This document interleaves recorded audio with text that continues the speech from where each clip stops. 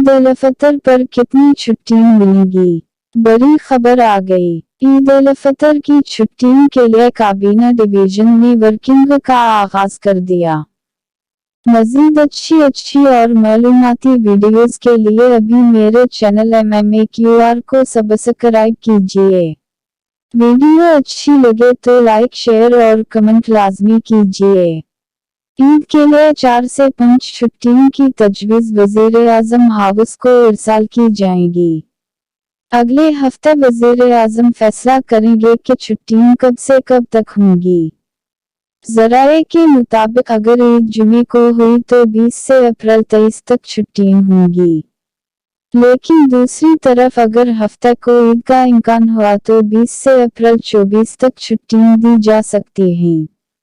ज़राए के मुताबिक वज़ीर-ए-आज़म की मंजूरी के बाद काबीना डिवीजन ईद की तातीलात का बाज़ाबिता नोटिफिकेशन जारी किया जाएगा।